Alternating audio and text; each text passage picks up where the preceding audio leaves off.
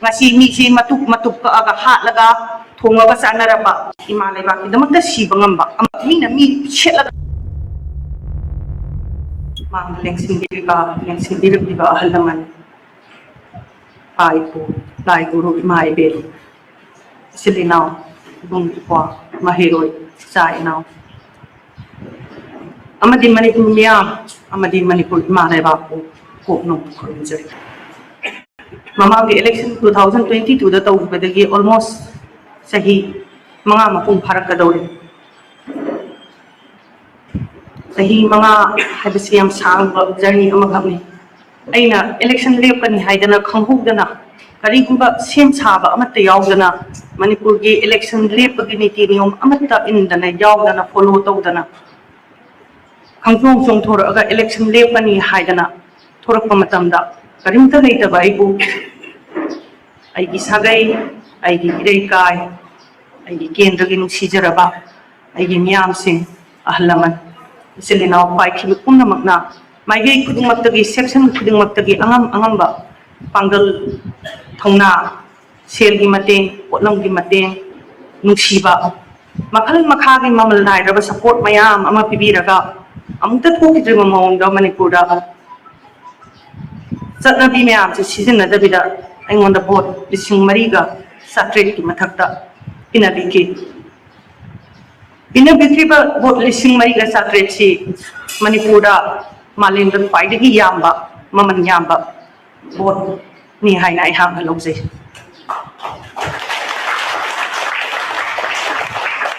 paisa na chatraba sakti na chatraba paidagi ni amana tuwaya ba kolam ani duda Satraba, kariguma amatana in bayadraba, Maleba, Manipuna Hana, Aigi, Ikunai, Miam Habesina Hana, interest Tamaga, Lebaki the Makta Miam, the Maktapira Pamaman Night of Botuna Maktugi, Amasung Mashigi, Lambi sida on the Pina Bigriba, Shiba support, Pangal, Matin, Puna Makidamakta, Hangai, Latana Hanna, Tagajari. 2022 election head Louisaga, Libak Tibadagi, Aigi, Sa, Lupa Hansi. Khanghodana cancer naraki miyamgi seba ho phangba hojarapa matam sida miyamga totna tinadana makhatana adum thabak tu satha jaram gadabasi sana salapuduna maram moidana irei amakhat tawga karaida karongda thorok tuino khangdaba haibam khangdaba wa amakhatta lupaga aigi imungsi ngawraga sahi ama leiki isa do kanba sungam gidre mahakadum satkre isa leitebagi ngawdana chelingai maraksida amuk lenga ka thing lanthing nabagi safung mayam amana manam mayam amasong isalakibaduna 2022 dagi 20 ga 6 hauzik phawbasi ai hak miyangba haktheng na miyanggi awat apa awan ngai leita laira karigumba amatta ai hangbangam jakhidre aigi imunggi phibam ai isagi lanai oiba wakhalgi awaba nuaitaba mayam duna maram oidana aingondagi amadi aidi imungdagi soikhiba watkhiba lamjakhiba khibi punam ngakpiu haina puknona khurumchari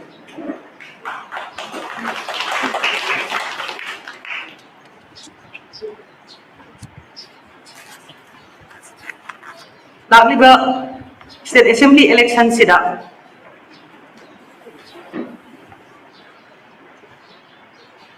tengnagado Aikogi Malebak Manipur si kadom na saktuino haibasi 2027 gi election sigi result na Manipur gi amadi aikoi khudingmakki laibak lepkan masi aikoi khudingmakna loina khangnari haina aina lojai Manipur gi wakhan khandaba ngamaba mioi khudingmakna ngasi laiba election sina Manipur gi maraibak lepkadawri bani mia punamakki maraibak lepkadawri bani haibasida yena ningai ka shu oidraba wafam amani haina hauna lojai Manipur haiba thibam si 2020 ka 2 dagina 2026 fau sida laiba on base koi gi mang da loina ubi Manipur da laiba problem si 1972 dagina hauji phauba aikhoina isagi mihut thagat laga haiba mihut singsina sarkar semaga sarkar duna policy ama semaga policy ru thabak onthoga aikoi gu lenga e aikoi da nungaya khakka pina bagi thabak tongni haidana makoina law 72 election hek hogibadagina election mamangda election mihut leiramde Bharat सरकार थारक्पा nominee अमना Manipur लेंगाम 1970 election लाब अखोना लेंगाक चरो हाइदना अखोई मिहुत थागतलगा मिहुतुना अखोना अपाम मोंगदा लेंगाक चरो हाइदना power से पीरे 70 पीरब मतुंगसिदा अखोना थागतलिबा मिहुतसिंगसे करम मखल की quality थागतली करम मखल की अदुना थागतलिबा मिहुतसिंगदुना लेंगाई अमसुं करम मखल की पॉलिसी सेमे हाबिसि हंदुंगना येंगपा मतमदा सब मानबा लेंगाक गवर्नेंस अमसुं सब मानबा पॉलिसी लोइना चथरगा लेरम हौजिक फुबा सरकार होंगे पॉलिटिकल पार्टी होंगे मखन मखन होंगे अदुबु लेंगाक लोन स्टैंडर्ड ऑफ गवर्नेंस ती सब मानना अदुम लोइना पीबा कइंता खेनाबा लेतबा हंदकी होंगने न ताम अमदा थाजबा अदु हंदकी दुसरे एक शक्ति से पाइबगा हाना दुमाना दुम सब मानना तौबा बोट मयादा कोइला साबगी कल्चर सु हानागी तौबा दुमाइना अनौबदु सु दुम तौरेबा पैसा लौरगा थबक हापसु हानागी तौबा दुमाइना दुम सब मानना तौरेबा अदु तारगदी अवोनबा पुरकबगी महुत्ता शक्ति से अमदगी अमदा ट्रांसफर तौबनेबा अदुगा प्रजारा पिरम थोकबा अवोनबदी पीदबा सि कइदगी थोलके हाबदा मिहुतसिना मथमोय सेंगदबा मणिपुर नुसीदबा अमसुं लेंगाकपा हाबसि कइनो हाइबा खंगदबा चाउरबा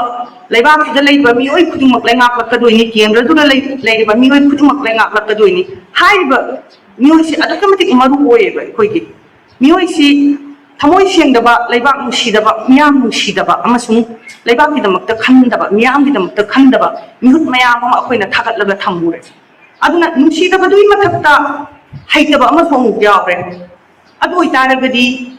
आई युम्भो अखोइ लोइ चलाइबदा लोइ वानैयबा अदो अखोइ पुलपसि अदुगी हैतबदुगा खंगदबा थमोइ सेंगदबदुना पालकपदगी 72 दगेना हुजिक फोक्से अखोइदा याम पैरासाइटिक ओइबा मीना मी छेलगा चाबा पुरानबदा युम्फम ओइबा मखलगी चटनबी सोसाइटी अमगा सेमगा पुलप टोटल कोलाप्स हाइबो मणिपुरदा ngasi ओइरिबा फिबमसे टोटल कोलाप्स हाइबदो पुंलोइ लोइबा हाइबदुने ngasi लेइस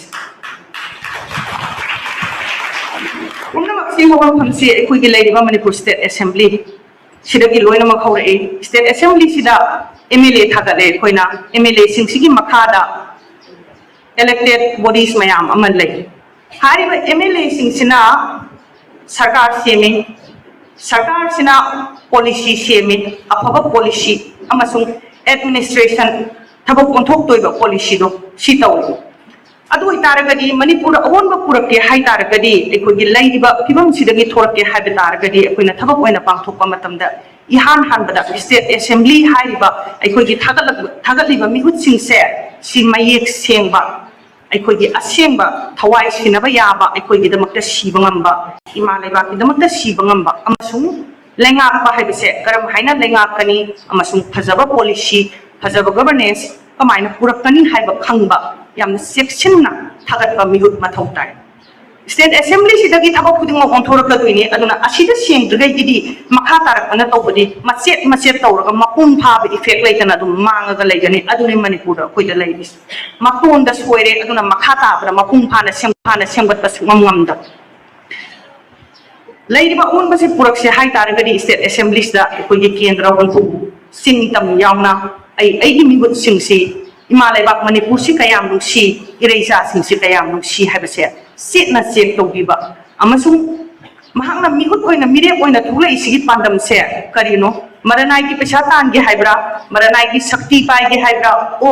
मियाम से मपांगल कलहनसी हाइब्रा मियाम नुआई हंसी हाइब्रा मणिपुर सेमसी हाइब्रा हाइबसे वहां मुन्ना खंबीरगा हंबीरगा अमसुं पैसा अमसुं मसलगी सिगी लांग थाइबा मयाम सिगी लांग सिदगी थोगलागा एकोगी इलेक्टोरल प्रोसेस से सेंगदोकमिनाबा सिगी सेंगदोकआगा अदुदा सेंगना थागतखिबा मिहुतुदी माना मथौ तौरक्तबा मतमदा मथंगी तामदा नंग कुमधर ओ हायना अखोइना इराय लाइना अदुम लौथोकपा ngam मागी पैसा अमसुं शक्ति दुरा अखोइना चत्ता तारगदी मिहुत को अखोइना एनी टाइम अखोइना अपामबा अफबा थाजबा थागतपा ngamba अमसुं यानिंद्रे हाय तारगदी सत्लाउना लौथोकपा ngambagi शक्ति से इलेक्टोरल प्रोसेस ता लैबा अमोटपा मयाम से लौथोकद्रगदी अखोइ सेंगदोकपा ngam इलेक्टोरल प्रोसेस ता लैबा अमोटपा सिंगसिदगी अखोइ थोरपा ngambaba नाथोकपा ngam तारगदी मिहुत से मियामगी मखादा लैगनी मियामना मिहुतकी मथक्ता लैगदबनी मियामना मिहुतकी मथक्ता लैरकांदा मियामदुना हाइबदो मिहुतुना तारकांदा मिहुतुना स्टेट असेंबली दा पुरगा अफबा गवर्नेंस पॉलिसी सेमगा पॉलिसी फजबदो मियाम दा थबक ओंथो पीरा कादा मियाम थोलाव सेंबदो थबक ओंथो बाहायना ngam aduna thagaliba mipun khudingmak manipur mi exam khudingmakta 27 gi manipur gi arui balan phamne masida koina aikoi gi sak inan huralaga huraga sakhaga sakti gi damakta muktanarapa amasung manipur gongtho aga sakhibada langthomaga sakhibada karigumba nuaitaba amatta phawidaba mi khallaga thagatuna leiragadi ngasi aikoina thengnariba ngasi gi manipur se makhatan adu chathakigani ngasi gi manipur kari oi lairabagi tha senmitlon gi tha naha sing thak phangdabagi samasya kari oi mahi education system kamaina tauri health care kamaina tauri law pathap kamaina tauri miga nuksina bagi sangkar haina tauri kaluk masen kari phibam da lainari ngasi mi si matuk ka aga ha laga thonga ba sanaraba angang si nupa ta hairaga ha laba miga nuksi ba haibase laitraba sinna bana pingthalaba furuk amaga lai haktabtagi yengthinaraga lakpatongna nungsinadraba masakunaba yanadraba panba yanadraba makhalgi nungsidaba irang thuttaba hingsa haibasina pikthlaba saukhatingai maset amata mami amata udraba karigumba hiram amata sanggatngai phagalakkhini haiba manglan asa udraba manipur makhal ama ngasi oi masigi haiba lenga monse makhata na chatharaga leitaragadi manipur ngasi phuruk masen sangnadana sum leigima matamda mai chatpa horabani makhata na sum chatharaga leiba matamda manipur ekoina nungsi haiba ma leba manipur si maset taraga permanent loina kai khrane jagasira nungsina da haiba posina purakpa afaba ama bau leite kangluk masen nungsina daga yengna bana kuba kubani kangluk masen thunaraga nungai se phataba lenga tuna nungai aikoina ngasi thunariba aikoina nungsinadriba maitei gi awabana furup atopada tainaba furup atopage awabana maitei da tanaba koki gi awaba naga da tainaba naga gi awaba maitei da tainaba maitei gi awa naga da tainaba maitei pangal da tainaba furup mayam da tainaba si tainaraga khana halaga thamme ngasi aikoi sigi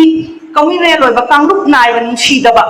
division khaidok basida aikoi irak naraga real aikoi bu kana na manghalli kana na takhalli aikoi bu kana na tuhatino haiba sakam dudi hisaba dugi sakam dudi aikoi uminna bangamdre manipur gi aseng batreti malem gi mapam khuding makta global threats malem tagi lak asau threat khudong thiba mayam ama leiba khuding makta safu bi hani ba safu je thengna ba ngamgada ngamna bagi damakta aikoi gi senmit lon lenga lon phajana mapangal kalhalaga akan ba society thunai ena phunba tinjang laisan daba mapangal kanba mikap thupa thunai ma semaga isagi ngaksarga nuai na leiba ngamba sembadune madugi du sembagi magotta ngasi aikoida mapangal su sonda hanba khatsu khana hanba oina thora tu gai hatuk na halaga ihing na hing ta gai lebak si shetuk narga tham masidagi koina ngasi awon ba puro hokda taragadi adum permanently group masen unaba yadaba nungsinaba haibadu pura mangraba lanbung asauba haibado manipur si oiraga laiba manipur macha yelumi amasung natives khuding makse manipur gi mapu oiba ngamdana koise dum mangini lanjen naraga sahi kharagi manungda malaiba manipur si sayen naraga ngayen naraga angam athok kharana yen thok naraga lekhogani masi dagi koina angam athok amasung laiba malengi threat punama lenga phattagi badagi thokliba phattaba pumna maksidagi ngapthoke hai taragadi ganantri koi bomangongda aikoi gi laiba 2027 gi election sida manipur miyam pumbana hupaga thamoina thajaba mihu thagat piu amadi aigi yaskul kendra gi irecha sing ahalaman lai guru imai ben sinenau phai khibit pumna makta ai ha ku manipur state assembly yongnaba amuktang thinbiu Haine Kokon State Assembly Yoraba Matunda MLA Amoina Angonda Pizarka Daruba Power Ado I have Yaskul Kendra Ward Marie But Puntaga Nipan Sidagi But Ki Ladiba Prazamiana Makwina Hazaba Integrity Laiba Masam Topa Mewing Masing Asuk Haidana nominate Toraga Hagan Pirakani, Haiba Put Kim Yui Singsina, Yaskul Kendra, Yaskul People's Council Haigana, Miyamgi, Council Ama, Shemzagani. Haiba Council Sida, I have a state assembly the Puratori Basaki, पोटलम पैसा अमसुंग पोटलम सिन पुनमक्तो council सिदा लोई सिनाजगनी council सिना केंद्र की development चौखन थौराम केंद्र सिदा करम हाइना develop तौगनी कैदौगनी हाइबसे council अमसुंग केंद्र की लेब इलेक्टेड रिप्रेजेंटेटिव्स पुनमक खुल्लगा अखोई खनगनी अदुगा अदुदा लाप रेजोल्यूशन दिख मतुंगेना कोइला थाबदगी होना ड्रेनेज अनएम्प्लॉयमेंट सेमिरोन कमाइना सेमगतकनी यास्कुल करम हाइना सौखत पुरकनी अखोई यास्कुल करम मखल की फ्यूचर की विजन करी सेमसिगे हाइबा लैमाक अमना पीगदब मथौ खुदिंग मक्तो काउंसिल सिगा अइहाकना पाकुलो ओइजरगा अइहाक लैनाक सगनी मसीगिसिना मॉडल अमो ओइजरगा यास्कुल केंद्रदगी मणिपुर मिया पुंगनमक्ता कोई ट्रांसपेरेंट ओइबा मवंगदा गणतंत्रिक ओइबा मवंगदा हाइबा लैंगाम काउंसिल सेमगदौबसी डायरेक्ट डेमोक्रेसी हाइ डायरेक्ट डेमोक्रेसी से पुरक्पा ngamdabagi अखोइना यामना वाइ डायरेक्ट डेमोक्रेसी तो लेतारगदी मियाम खोंजेल से खुदक थबक तो ओंथोकपा ngame aduna साउथपा लेबाक तौइसे एमएलए सिंगसिना मोगी प्रजादा सुमाइना शक्ति से पिथोएबा सिगी शक्ति से पिथोकपा ngamdabagi ने ngase अखोइना प्रजा से भोट का मदुंग एमएलए सिना तौनिंबा तौरा चखिबा कागरगा सिंथबसु ngamdaba adum lamda थुरगा लैरिसे aduna ai इसादगी हौरगा एमएलए अमदा लैरिबा शक्ति से मियाम दा डायरेक्ट सिनाजगनी अदुगा मसीगी शक्ति से लोगिरगा मियामना मणिपुर मियाम अमसुंग आइगी यास्कुल की इरेसा अहलमन लाइ गुरु फाइखिबि इमाइदेन पुनमकना यास्कुल ngakpada अमसुंग Manipur अवुनबा पुरकपदा angamba mateng pangbiu haina koknon hangan kurumse apa sigaloina na aiha masigi timbiriba ahlaman maiden lai guru faikhibi punamak manipur miamu isor ku koknona amukahna kurumse